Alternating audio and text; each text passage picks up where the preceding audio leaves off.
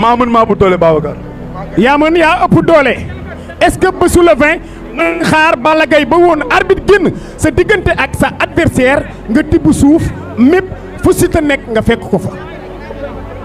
lamb aajowul tubb suuf ak aajowul leen li am solo mooy bu arbitre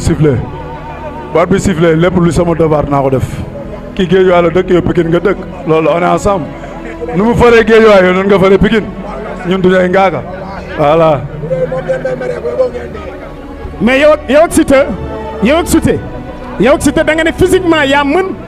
yaa ëpp doole dafa am façon bu Siteu di bëree est-ce que arrangé na Balla Gaye. lamb la rek préparé nañ lépp lu ci war bu boobaa pendant ay mois ñu ngi ko bàyyi suñuy njaboot bàyyi suñuy encadrement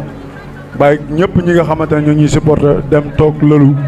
di liggéey nañu lépp ci bépp stratégie boo xamante ne rek lu combat bi laaj rek dinañ ko def incha allah. mais démb dama gis ne Siteu bu la ñeme la ñu gis Siteu boo xamante ni fa Balla Gaye tolloon ca muy bëri ay magam di xas-xasloo ak ñoom Siteu boobu la ñu gis démb mooy Siteu boo xamante ni dafa ñeme Balla Gaye numéro 2. lu Balla Gaye waxi Siteu dafay suul amul fenn fu mu wanee ni dafa ragal Balla Gaye. lamb du affaire ragal affaire jàmbaar la lu am solo mooy lamb moom amul affaire ragal affaire jàmbaar la